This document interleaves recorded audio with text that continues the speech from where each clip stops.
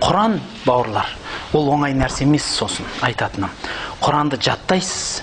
Пайғамбарымыздан келген хадис бойынша мынадай деген сөз бар. Пайғамбарымыз айтады: мен қанша күнә істі білсем де, Құранды жаттап, соны ұмытқаннан үлкен күнәні білмеймін дейді. Құранды жаттап, соны ұмытқаннан үлкен күнә жоқ жерде.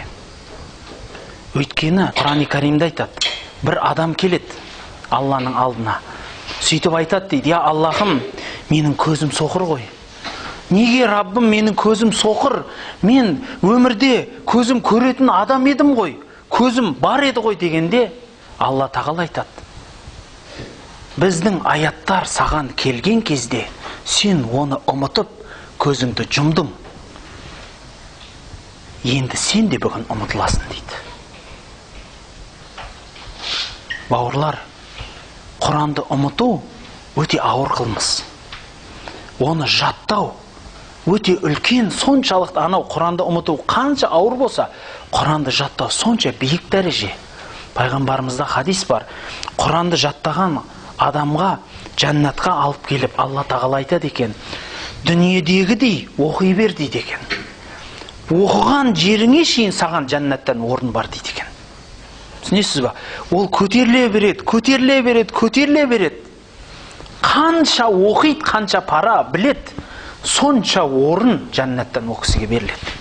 30 пара бүкіл Құран ба, ең бай адам жәннатта сол болады. Ең бай адам жәннатта сол болады.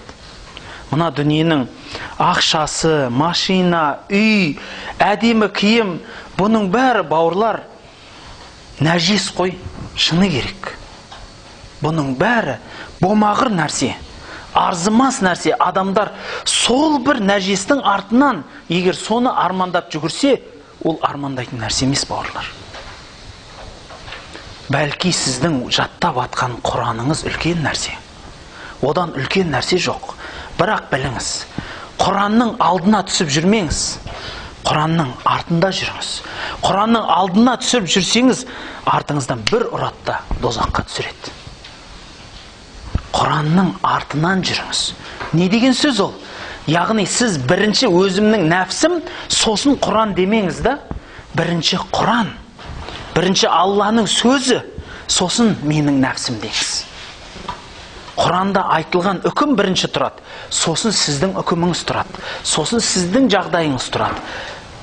Ең соңғы жинап айтқым келетіні, бауырлар, Пайғамбарымыз саллаллаху алейхи ва саллям айтады: сіздердің іштеріңізде ең абзалдарыңыз Құранды үйреніп, соны үйреткендеріңіз дейді.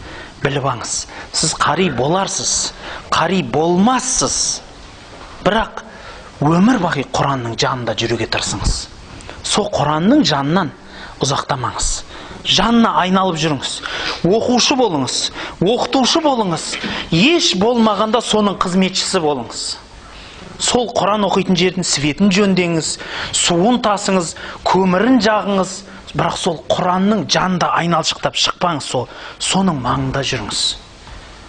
Соның бір жақсылығы тиеді сізге. Құраннан қанша қашсаңыз, осы дүниеде сонша бақытсыз боласыз. Рахмет.